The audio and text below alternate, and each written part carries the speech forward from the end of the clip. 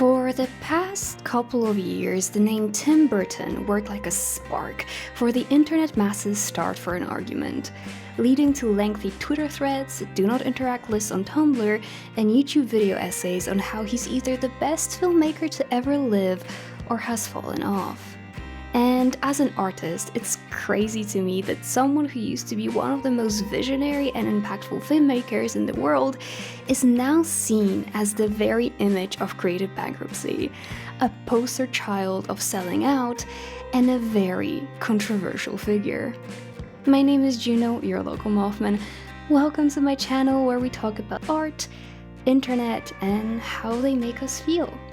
Today, we will be taking a look and breaking down the whimsical world of Tim Burton, because I believe that there is much more to him as a creative than just that one weird guy with equally weird politics that makes spooky movies.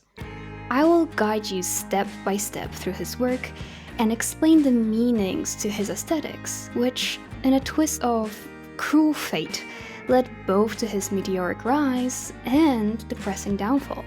We'll talk about the confusing worldview, controversies, and surprisingly shallow narratives of his films. I'll show you everything I found and figured out, so I can prove to you that what lurks beneath the beautifully controversial aesthetics of Tim Burton was always destined to lead to his downfall. Thank you so much to my Patreons for always supporting me and my channel. Fungus Finder, LJBR, Super Orlok, Sashira, the Artistic Dragon, Artur Tchaikovsky, Smiley Face Upside Down Emoji, Look, Liz Lizard, The Julo Tech Handle, Hammer the Knot, Vanish, Naribo, Smorgan Borgan Dorgan, Yuki Tweak, Vivian is here, Russell Bryan, and Robert V. Aldrich. If you close your eyes and envision a shot of a Tim Burton film, what do you see? Do you see the twisting branches of long-dead trees reaching toward the moonlit sky? Or the gaunt-looking faces of beautiful actors contorted into a look of wistfulness?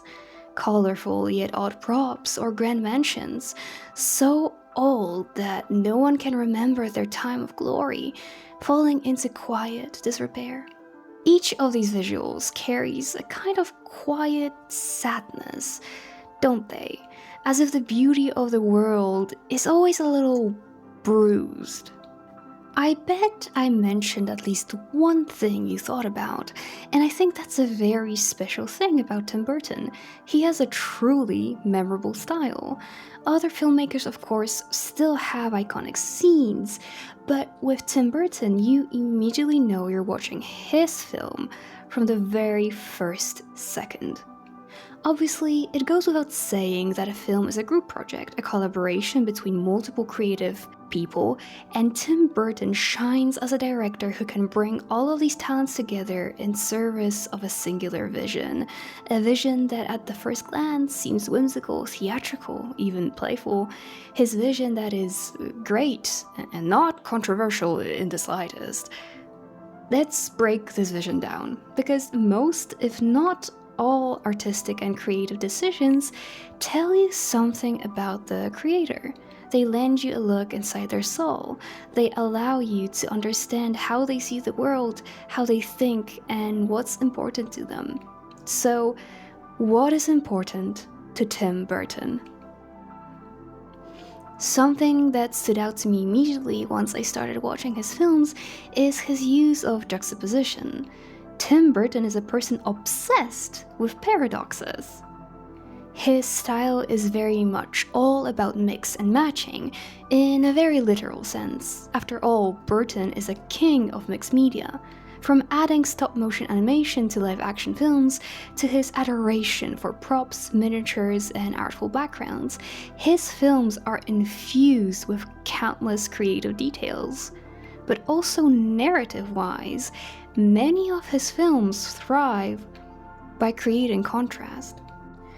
The sharp juxtaposition of two opposing ideals is visualized in a clash between saturated bright colors and the gothic. For example, the original Frankenweenie, a peaceful neighborhood is interrupted by an old cemetery, or in Edward Scissorhands, the contrast between Ed and the neighborhood is visible at every step. the pastel-colored clothes versus leather and buckles, the haunted mansion on the hill versus the idyllic suburbs. All these elements underline just how different the protagonists are. The tone of his films is another place where he plays with contradictions. Frequently, his films deal with dark subject matter, yet maintain a rather light-hearted tone. Comedy and horror overlapped often. But there is another contrast that Tim focuses on, and that is the concept of something grotesque or rough on the outside being beautiful on the inside. Remember this, it will be important later. Tim Burton also over-exaggerates and does so with a theatrical flair. His retelling of Hansel and Gretel feels like a fever dream. His suburbs in Edward Scissorhands are all color-coded and dreamy, so dreamy in fact that they've been dubbed the Dreamcore suburb.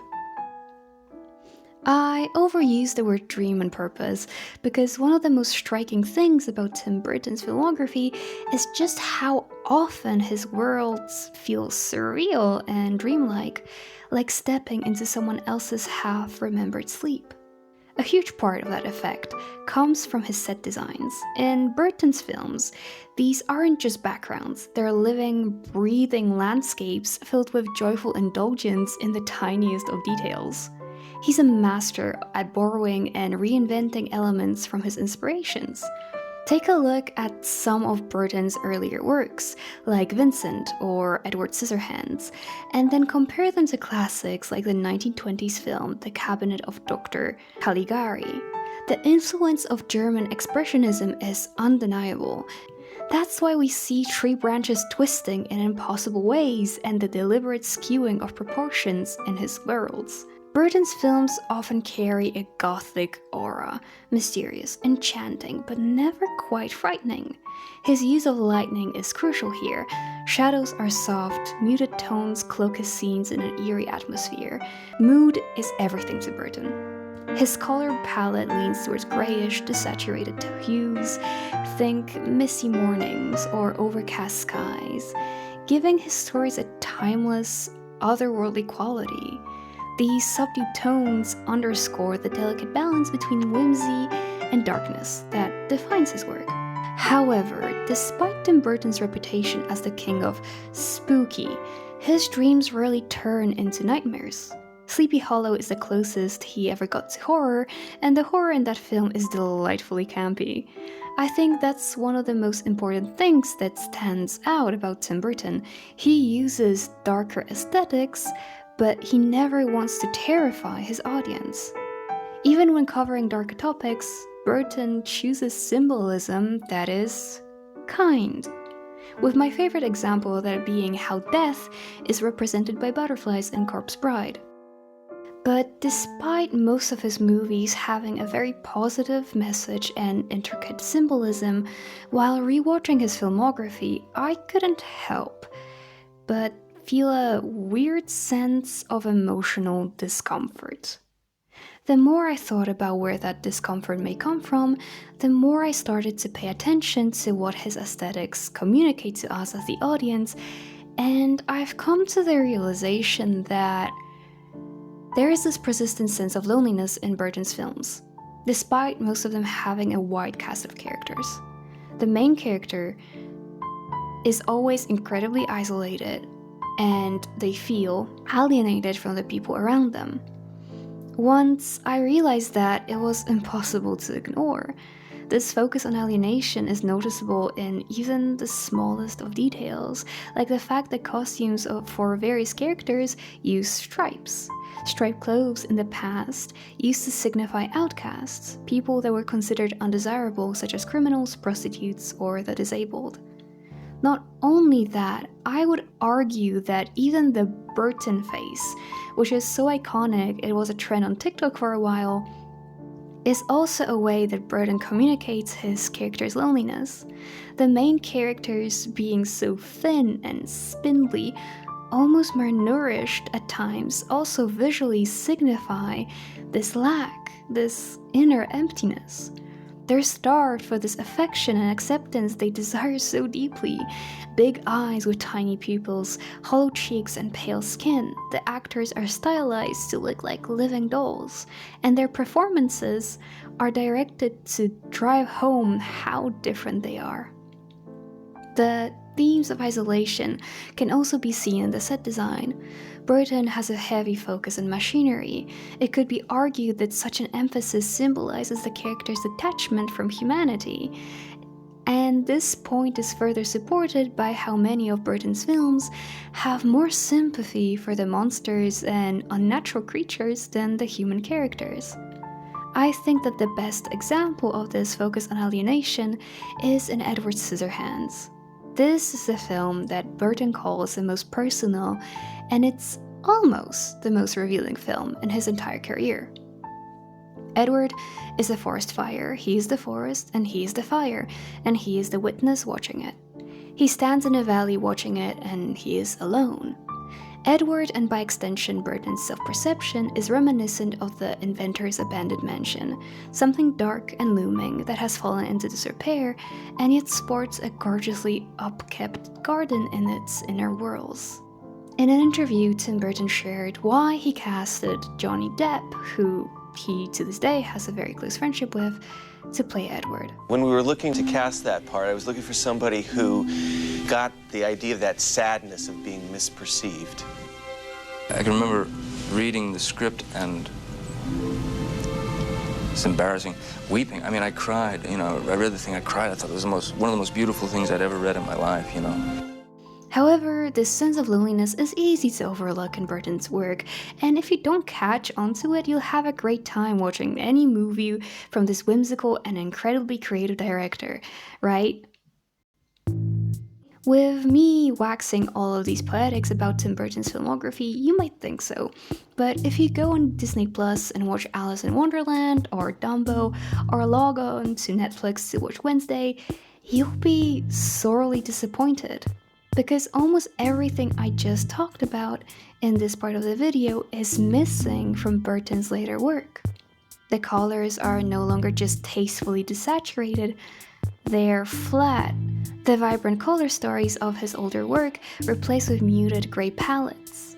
The elaborate sets filled with props and miniatures have been exchanged for CGI, and most noticeably, the whimsy is gone. Burton's newer work feels like a reuse formula, his aesthetics more like a marketing strategy than a genuine artistic expression. Burton's films always felt alive and exciting, but his newer work feels limp. All that is left is this pervasive, inescapable feeling of numbness and isolation. How could this happen? How can a person who is so incredibly creative lose it all? How can a beloved director become a widely disliked figure? In order to answer this question, we need to go back in time, back to the very beginning, because if we want to understand Burton's work and his downfall, we need to understand who Tim Burton is. It all started, like most stories of great success do, with a prodigy from a wealthy family. By the time Tim Burton started his career in the film industry, he was already regarded as an extraordinary talent, but that didn't stop him from almost losing it all. In the span of 3 years, Tim Burton went from one of the most talked about CalArts alumni to having to pack his bags after getting kicked out of the Disney offices. What did he even do to get fired? Well, his job? During his time at Disney, Tim Burton was bored to death, so on company time, he and Rick Henricks created a short film titled Vincent. And I have not seen anything more Burton-esque in my life. Vincent is a stop-motion animated short following a little boy named Vincent who is obsessed with the macabre, the grotesque, and envisions himself as his hero, Vincent Price, an absolute icon of horror film who narrates this very short. Vincent goes through his entire short film brooding and moping around, envisioning his untimely demise, digging under his mother's flower bed to find his buried wife, performing unthinkable experiments on his pets, and melting his aunt alive. As you can imagine, Disney had no idea what to do with this short, simply shelving it shortly after the release. But it was Burton's next project that put the nail in the coffin, ending his Disney career. For now, at least. Frankenweenie was a short film shot entirely in black and white, following a young boy who revives his dog after a fatal car accident. The short film does not stray away from its dark subject, showing the car accident as well as a dog burning alive, the main character unearthing its corpse, and a bunch of other grim details. After Disney execs saw a screening of the short, they would promptly fire Burton, citing him wasting their resources on a film inappropriate for children as the reason. Tim Burton's aesthetics were simply too dark for them. Little did Disney know that those aesthetics would give Burton an extraordinary career in Hollywood, a career that they would later beg to be a part of. So Tim Burton loses his job, and it almost seems as if that moment is the end of his career. But enter our unlikely hero, Stephen King. Yes, that Stephen King. Somehow he has seen Vincent and Frankenweenie and would later recommend Tim Burton to Warner Bros., where Burton's old schoolmate, Paul Rubens, inspired by his dark and expressionist style of filmmaking, would pick him as the director of his first movie, Pee-wee's Big Adventure. A silly kids comedy is definitely not the directorial debut one might expect from the king of spooky, and yet that's exactly what happened. Tim Burton entered the big screens with Pee-wee's Big Adventure, which was a box office success and later on became a cult classic. This film is colorful, kooky, and joyfully absurdist, but if you pay close attention to the details, you'll immediately notice that the movie, even if it's not shot with a bluish gray filter, is incredibly Burton-esque. Afterwards, his career sped up. Suddenly, he was working non-stop, collaborating with huge studios on projects such as Batman, Planet of the Apes, Charlie and the Chocolate Factory, Alice in Wonderland, Miss Peregrine's Home for Peculiar Children, and Dumbo. And most of those films aren't good.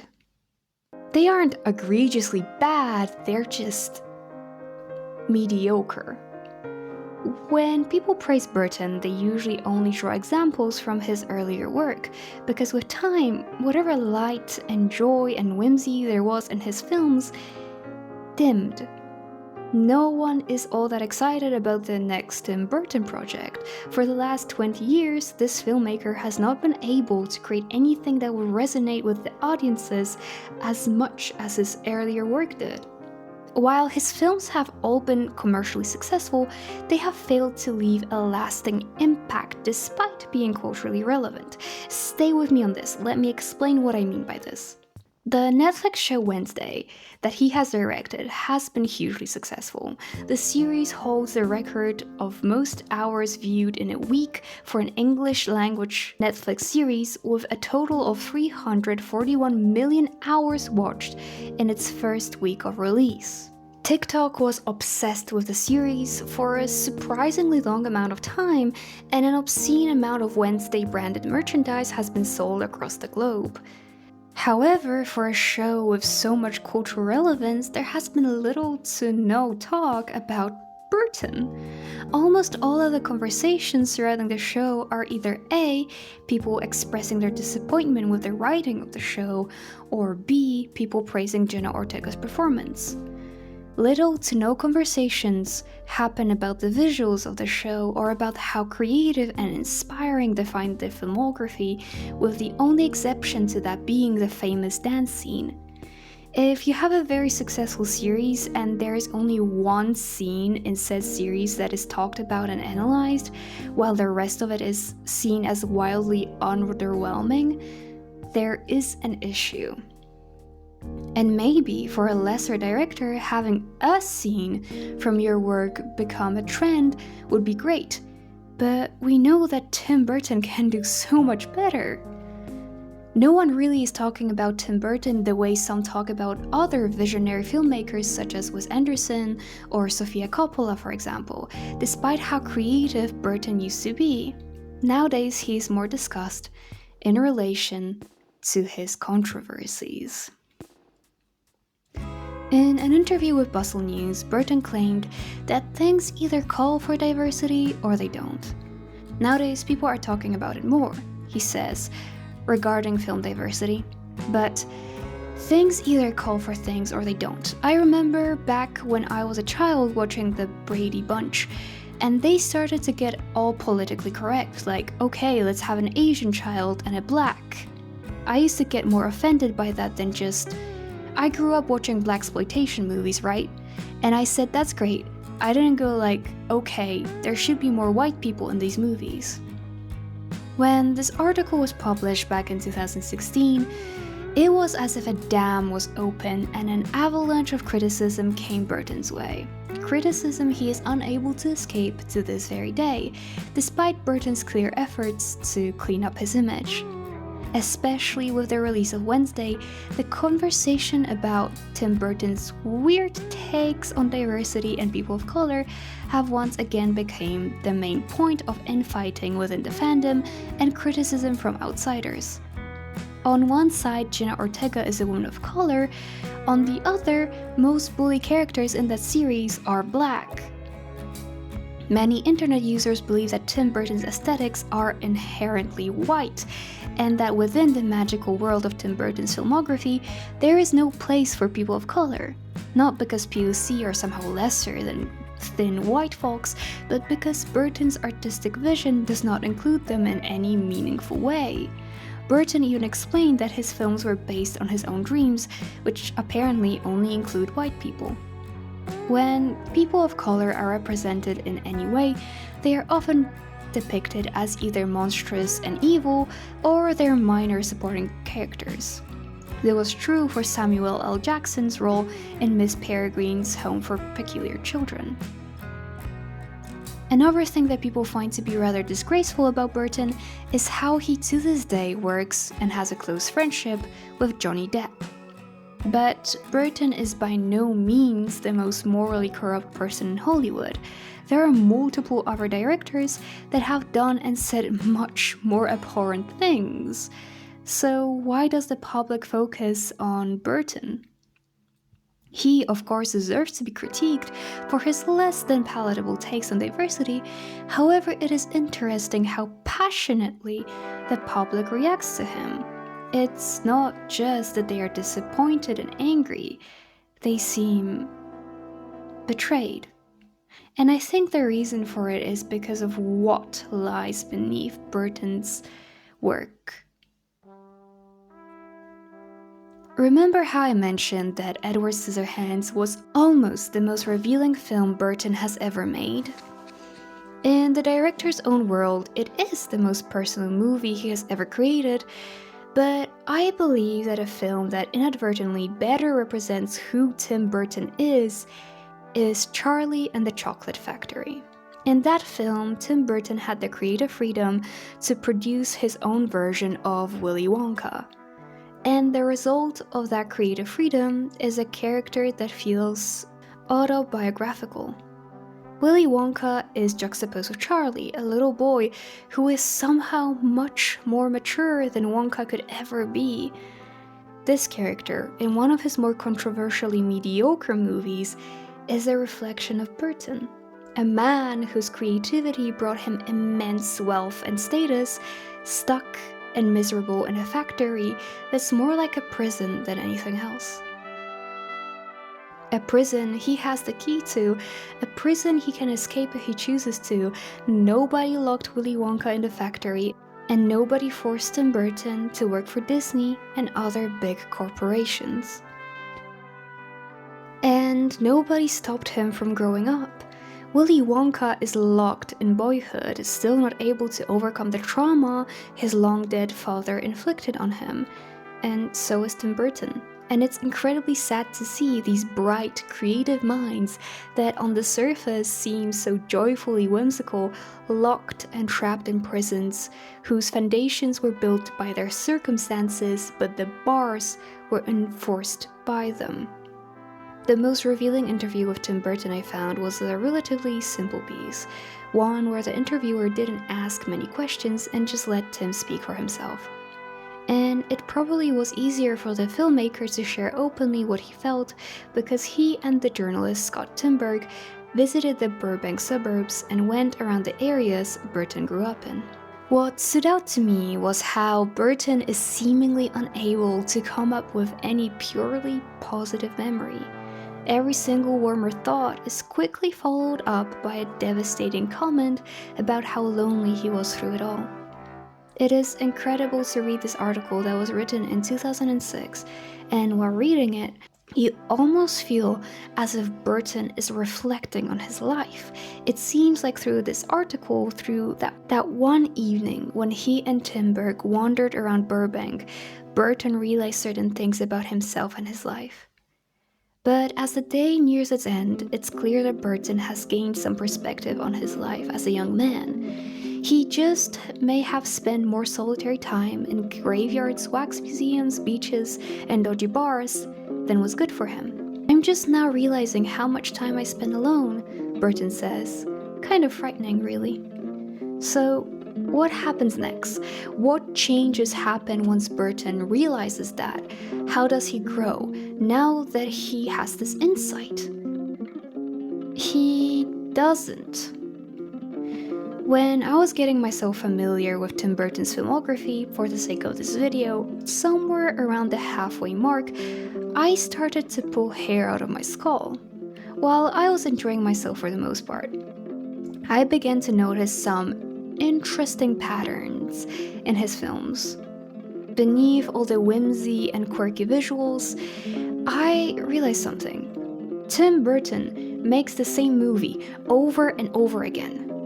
Burton creates films about weird little guys who are treated like they deserve everything without ever needing to grow or change. Pee-wee is a movie about a weird little guy that's a bit of an outcast that goes on an adventure and ends up with a hot girl at the end. Edward Scissorhands is a movie about a sad weird little guy, played by Johnny Depp, that's a bit of an outcast that goes on an adventure and wins the hot girl at the end. Sleepy Hollow is about a sad, weird little guy, played by Johnny Depp, that's a bit of an outcast that goes on an adventure and then wins the hot girl at the end. Corpse Bride is a movie about a sad, weird little... Do I need to keep going? When every movie you make reads like wish fulfillment through a self-insert that screams me, but if I were pretty, it becomes very hard to take you seriously. At a certain point during my rewatch, I started audibly groaning from the sheer repetitiveness. But it's not just that. These films about outcasts have surprisingly little to say about outcasts. There is a serious lack of self-awareness in Burton's narratives. There is no exploration of why someone is an outcast. And more problematically, his protagonists are always framed as weird, but not like those weirdos. They're not actually marginalized in any meaningful way, they're just misunderstood, special little guys. They're not like the real weirdos. They're not actually freaks. Add to that the context we now have about Burton's worldview, and his commitment to making stories about people who are rejected and outcast makes his racism much more bizarre to witness. What does Tim Burton have to offer? At this point, other than just being the spooky guy, not much it seems. There are so many different things you can do with his aesthetics, ways to twist and evolve and change, but Tim Burton, the brand, hasn't changed. It just became a product. And the worst part of it is that Burton is aware of that. Last year, he told Deadline that he was done making films for Disney. I realized that I was done though, he said. I was working in this horrible big circus and I needed to escape. That movie is quite autobiographical at a certain level. For the past 20 years, Tim Burton has made studios billions, but not a single truly good movie. He seems stuck in time, and that stagnation is stifling his creative growth. Looking through the art of Tim Burton or revisiting his older work, I was struck, enchanted even, by his use of color, his imagination, and visual inventiveness. It's clear that this man is incredibly talented and creative, but something happened. Somewhere along the way, he got stuck. The light has dimmed, the flourishes have faded. The magic that once made Burton's storytelling so compelling has all but disappeared. And I'm not quite sure how to feel about that. I don't know Tim Burton personally. I don't know how he is or what he feels. All I am able to do is look and analyze what he says and what he shows us, and it's not a pretty picture. Not because Tim Burton is a horrible human being, but because it's incredibly disappointing to realize that you have outgrown an artist that at some point was so influential to you. Once you leave high school, you outgrow Tim Burton. When I was in high school, me and my friend watched Corpse Bride together, and I loved that experience so much, I learned how to play the duet on the piano. Whenever I have access to a keyboard, I still play it for myself sometimes, but while researching for this video, I realized that I don't remember much of the plot, which was weird because I remember the gorgeous animation and the music, but I felt completely numb towards the characters and their stories. And when I rewatched Corpse Bride for this video, and when I familiarized myself with the rest of his filmography, I realized why. So many of his movies are shallow. The older ones are a feast for the eyes, but with that incredible talent of visual storytelling dimming, what's left is shallowness. And it's the kind of shallowness that surprises you, the kind that wrecks your body when you jump into the murky waters of a lake expecting the cool depths to embrace your body, but instead you bruise on its muddy bottom. I deeply sympathize with Burton. There is something truly heartbreaking about spending your most formative years feeling constantly rejected and othered. There is a quiet pain you carry in your heart when all you've ever known is rejection, but while the rejection from society does and will always sting, you can choose the people you spend time with and you can heal. To believe that you are broken beyond repair, destined for loneliness and pain, because despite how soft you are on the inside, there is something wicked in you that will inevitably hurt others and those you care about the most, is a sad outlook on life, and is also an incredibly immature one. You are not destined for anything. You are not broken or different or special. You are you, and you can be loved. There is a certain pride Burton seems to have about being so weird that he's been outcast, and that pride shines through more and more in his later works. It's almost as if his artistic success told him that actually he is perfect the way he is, that he indeed is the tortured genius and auteur he envisioned himself to be as a child.